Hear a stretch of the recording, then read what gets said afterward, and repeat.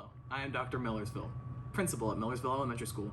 Here is an example of a parent-teacher conference between a parent, a general education teacher, and a school psychologist, where the parent expresses concerns for a child who appears to have ADHD and struggles with focus in the schoolroom. She also has some behavioral issues. The parent wants to understand the teachers, the school's motivations, and the fundamentals of education.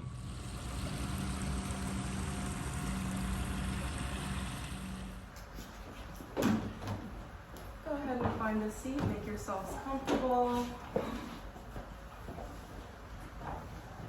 Nice to meet you. Nice to meet you too. I'm Miss Compton. I'm Lucy's general education teacher. Miss G, I'm the school psychologist. Hi, nice to see you all again. I've really been looking forward to this meeting.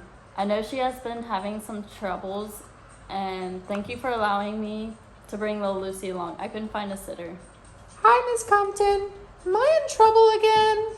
Of course you're not, Lucy. We're all just here to discuss how to better assist you in your learning.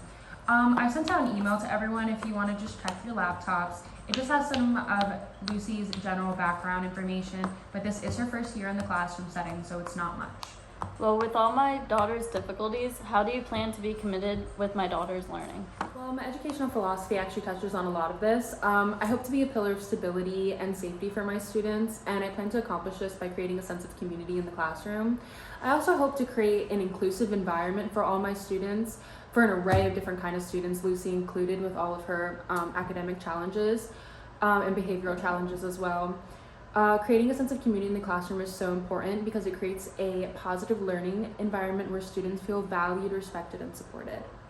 How do you know the difference between knowing what to teach and knowing how to teach? Well, with what we know about Lucy's educational history and what we have to offer at Millersville Elementary School, we actually have many programs that can help Lucy in her educational journey, such as behavioral intervention, that may help with skills such as classroom management. And I'm not sure if you're aware of the National Board of Professional Teaching Standards, but I like to reference that a lot during my week to make sure that I'm doing everything I can to be effective and inspiring for my students. I start the year by taking the time to not only learn the names of all my students, but to get to know them personally, which I've definitely done with Lucy. Additionally, as a teacher, I like to think systematically about my practices and learn from my experience, so I'm ever evolving. Yeah, and a fantastic book that I like to recommend to parents is called Troublemakers. It does a great job of exploring the humanization of public school and students, and it goes into creating a deeper understanding of the array that students have in the classroom. Understanding the student is the first step in being committed to them, and each and every one of our students deserves a quality educational experience. We see Lucy for what she is, and if you would like to borrow this book anytime, it will be in my office. But how do you know what's best for my child? Where is this information coming from? As educators, our job is based on certain fundamentals, as we mentioned before. We study how the brain functions in relation to our current social climate, and taking in consideration past experiences for Lucy at Millersville Elementary School, as well as the patterns of your child, we ultimately like to use this to fuel our teaching strategies, which is why I've gotten the pleasure to work alongside my friend over here. From what I've observed these past few months, Lucy, Miss Compton and I have discussed a few possible behavioral techniques that we'd like to introduce to you and try out in the classroom to help her focus, such as a sticker chart or having the privilege to be able to hold and fidget with poppets, as we know that has been very successful in the past. Our goal is to help Lucy thrive in her environment, and that means any environment she ends up in. And ultimately, we would like her to be able to face these struggles of paying attention on her own. And so practicing through not necessarily physical rewards is what we're looking for to meet with sufficient and appropriate praise. In order to encourage what she is actually consuming content-wise, we'd like to introduce various behavioral strategies, since Lucy's focus seems to be her biggest struggle and lack of motivation. But what about the socio-political implications? But yeah.